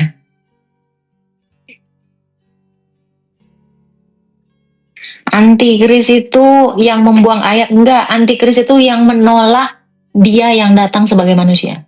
Menolak Allah datang sebagai manusia itu antikris, itu ayatnya. Antikris itu adalah yang menolak baik Bapa maupun anak. Itulah antikris. Siapa yang menolak firman itu datang menjadi manusia, itu antikris. Who am I? Ya, barang siapa yang menyangkal Bapa maupun anak, itu antikris. Itu ayatnya. Jadi kalau kamu tidak menerima Yesus, kamu tidak menerima Bapa, kamu adalah antikris. Gitu. Seperti itu ya, teman-teman ya. Oke, kalau ada yang mau bertanya, silakan naik aja. Ya, jangan biarkan dirimu menjadi instrumennya iblis. Saya katakan, jangan pernah kamu ya menjadi anak buahnya iblis. Kalau kamu memang mau mengenal Yesus, tanya. Ya, kalau kamu memang tidak mengenal Tuhan, ya, sebaiknya kamu harus belajar mengenal Tuhan. Gitu. Bagaimana orang bisa waras kalau dia tidak mengenal Tuhan? Gitu. Bun, saya lupa di mana ayat yang Tuhan bilang apa yang dihapus para rasul itu dihapus dunia. Oh, bukan apa yang dihapus rasul, apa yang kau ikat di bumi terikat di surga, yang kau lepas di bumi terlepas di surga. Itu Matius 18 ayat 19. Matius 18 ayat 19 itu Pak ayatnya. Gitu. Kata-kata Bunda sangat ceplos. Ya ngapain kita bohong-bohong? Gitu, ya kan? Ya, Matius 16 ayat 19. Sorry. Matius 16 ayat 19, Matius 18 juga. Nah, itu ayat-ayatnya itu. Gitu ya. Iya, ini lucu ya. Ini aku tadi ini gara-gara mau beli ini, makanya aku tadi telat ke CM. Nih, gara-gara ini nih. Ya, harus pakai pernak-pernik ini katanya. Aku beli lah. Ya, aku nggak mau yang mainstream, jadi aku beli lah yang unik-unik. Hai, jangan. Apa ini? Selamat hari kelahiran Dewa Pagan Sol Invictus. Oh, nggak jadi hari mualaf sedunia. Ini Bang Rantau naik lagi nih. Bunda Maria. Kita. Iya kan? Mana gembala. Bunda Maria lah di antara manusia, siapa yang pertama sekali tahu bahwa Sang Kristus itu akan lahir dari Sang Perawan Maria? Ya saya nggak ngerti itu, Bang. Dia masih samar-samar.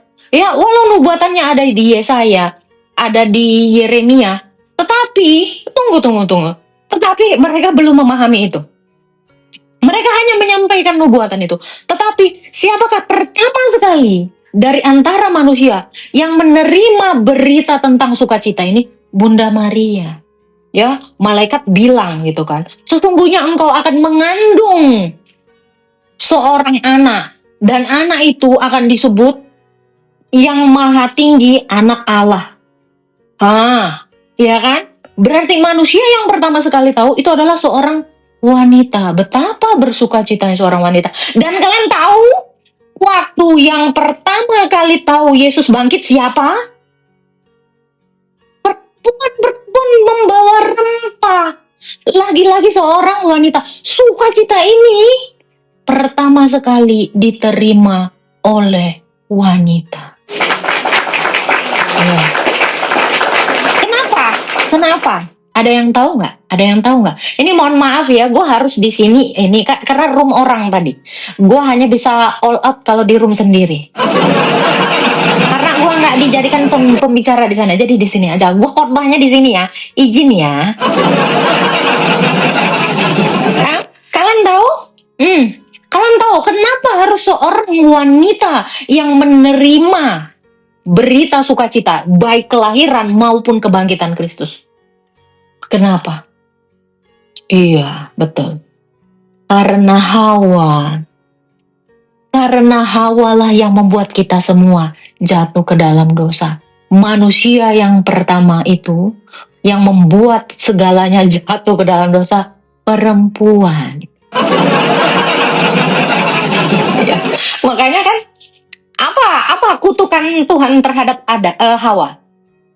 Iya kan? Ya, akan meremukkan keturunan ular ini. Keturunan perempuan itu akan meremukkan kepala keturunan ular ini. Dan keturunan ular ini akan menggigit meremukkan tumitnya. Nah, itu.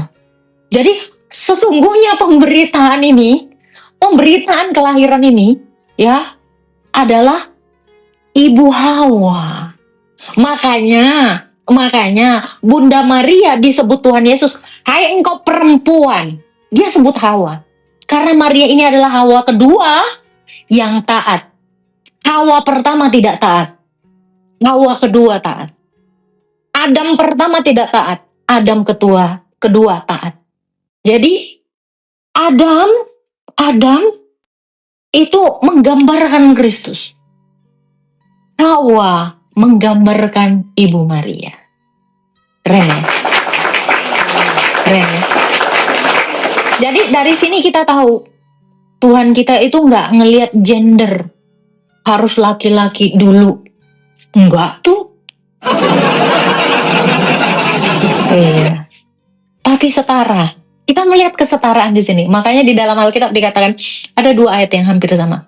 Karena ketidaktaatan satu orang, siapa dia? Adam. Semua orang menjadi berdosa. Karena ketaatan satu orang, siapa dia? Kristus Yesus. Semua orang dibenarkan. Seperti itu. Jadi ini tadi ya, mungkin orang-orang itu yang tadi seperti Bunda bilang itu, orang-orang menyambut Natal ini sudah keluar semua dari esensi Natal itu. Kebanyakan semuanya keluar dari esensi Natal itu. Kenapa? Karena diskon yang membludak. Iya, jadi lupa. Euforianya itu jadi tentang happy-happy. Natal is not talking about you're happier. Ya, Natal itu bukan bicara bagaimana kamu itu harus bahagia. Bukan. Natal itu bicara awal dari penderitaan itu. Itu yang saya katakan adalah itu. Natal itu awal dari penderitaan. Sesungguhnya itu. Ya, seorang ibu dengan tahu dengan pasti. Shalom Mbak Zuraton. Shalom Bunda Agatha. Ya. Seorang ibu ya, saya